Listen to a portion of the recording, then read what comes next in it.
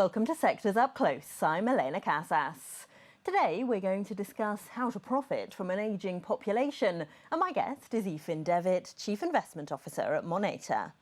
According to data from the Federal Reserve, US households headed by people 55 or older held $96 trillion of America's wealth. That's 68% of the total. Not only are older people wealthier, there are a lot more of them. 17% of the population is over 65, with that specific age bracket growing 5 times faster than the total population. So, how can investors cash in? The iShares Aging Population ETF, or AGED, is one of only a handful of such funds. It has about $700 million in assets and has underperformed the market so far this year. It holds bank UBS, annuity provider American Equity, biopharma company Argenx, and travel company Booking Holdings among its top investments. Well, to give us her insights on how to better approach investing in this group, I'm now joined by Ethan Devitt. Ethan, hi, thanks so much for joining us. To start with then, why do you think this group has been underappreciated by businesses and investors in the past? It seems that businesses nowadays only want to focus on the newer generations. We talk about the young influencers and how to cater to them. And they forget that actually most of the money, as you've shown from your statistics, in society is washing around thanks to the older generation, who actually are in a much more comfortable position. They may own the equity in their homes. They may have had a nice pension, the DB pension that no longer exists for most of the younger generation. They've more spending power, they're living longer, and they know exactly what they want to do with their time. How can investors then best target the companies that are embracing them? Is it through a thematic fund or picking individual stocks? It can be difficult through a thematic fund because, as you know, certain stocks will perform better than others. And we've seen that overall, the reason a thematic fund like that would have lagged the market this year is because of the huge upswell in interest in tech stocks. And this doesn't really overlap much with tech stocks.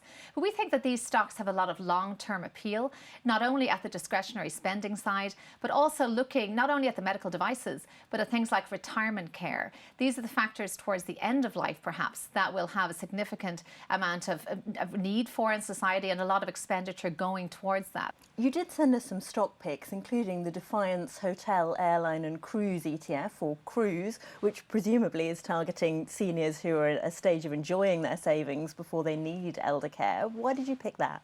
Well, cruise trips, of course, are very much under the microscope around COVID. They were seen as hotbeds of contamination. They performed extremely badly. But what we can see in the huge demand, we've seen the pickup in demand, this ETF has done very well this year, is there is a strong, not only that overhang perhaps during COVID of not being able to spend on areas like that, so there's that bit of pent-up demand for cruising, but also the 55 plus age group can't get enough of this. One only has to go to Southampton, go to Miami, to any area where cruise ships take off. We can see that swell in demand. There's a lot of spending on that segment, and travel and the whole travel companies that are designed to capture the silver dollar or capture this segment, I think will do very well.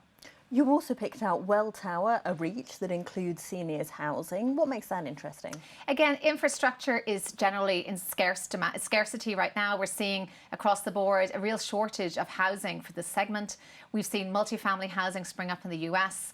And again, this is an inevitable part of getting older, the need for assisted living perhaps. But again, preserving that independence and that dignity that are now hallmarks of how retirement is starting to evolve.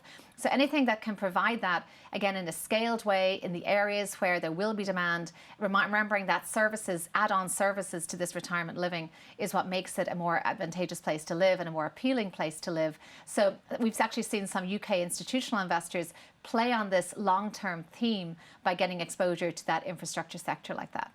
Finally, Ethan, what about pension providers like Blackstone? Are they a good investor bet at the moment? Absolutely. As a diversified financial, and we've seen many of these diversified financials really trying to tailor themselves increasingly, not just for the institutional investor, but for the retail investor. And that means the pensioner, the retired investor, the private wealth segment that I know well, that is growing tremendously as more and more reach that 55 plus age group and start to think about their retirement. And not only are these financial planners and private wealth advisors advising on investing the money, they're increasingly advising on that holistic piece, that financial planning, provided for a funded retirement that lets you fulfill your purpose in life.